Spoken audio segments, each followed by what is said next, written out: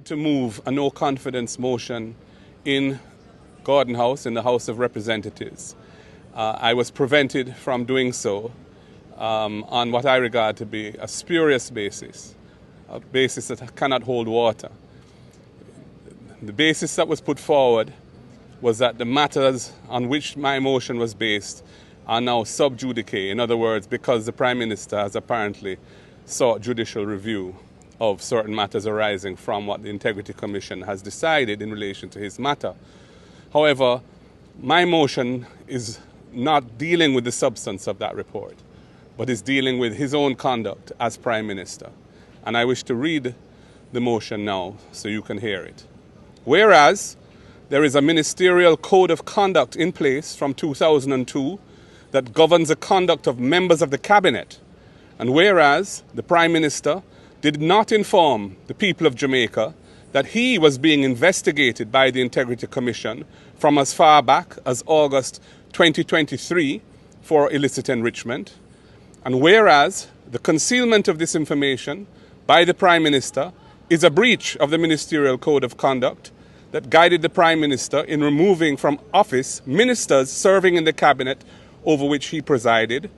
And whereas the annual reports of the Integrity Commission for 22-23 and for 23-24 stated that several members of Parliament, initially 6 and then 8, were under investigation for illicit enrichment, but none had come forward to disclose that he or she was under investigation.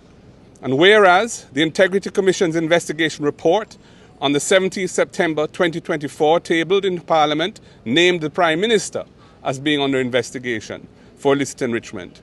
And whereas the Prime Minister, as Chairman of Cabinet, instructed members of Cabinet not to divulge the name of any member under investigation for illicit enrichment, contrary to the spirit of the Ministerial Code of Conduct.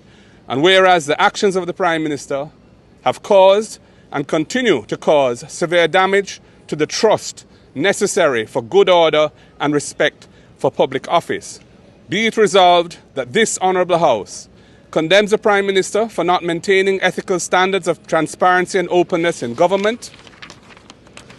Secondly, censures the Prime Minister for his acts of covering up and concealment of the names, including his own, of those members of the Cabinet and or Parliament of which he was and may still be aware, but has kept them in positions of influence in the Cabinet with the effect of further undermining public trust in the institutions of government. And declares that the actions of the Prime Minister have severely undermined his credibility and trustworthiness, and that he no longer enjoys the confidence of this House. That was the motion that was to be put forward today and hopefully debated next week. We did not want it debated the same day that it was tabled. The Prime Minister is not here in Jamaica. That would not be right or proper. However, we were not allowed to proceed with the tabling of the motion because the Speaker herself had removed herself because the matter affected her husband, and the Deputy Speaker ruled that the motion was improperly brought in breach of the standing orders, relying on the sub judice rule, and so the motion will not go forward. And we think that that is an abuse of the rules of Parliament, and no confidence motions have a very high place in our constitutional arrangements.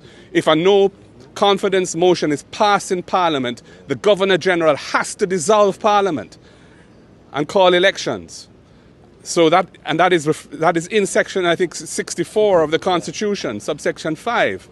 So for them to block the opposition from bringing a motion on the alleged basis that the matter is sub judice is really, in my view, a bad and sad day for our democracy. Again, it's an example of freedom of speech, freedom of association, our democratic principles being undermined by the misuse of power by the majority in Parliament. It's a very serious matter, and that is why we asked the media to come and hear what we had to say. Thank you.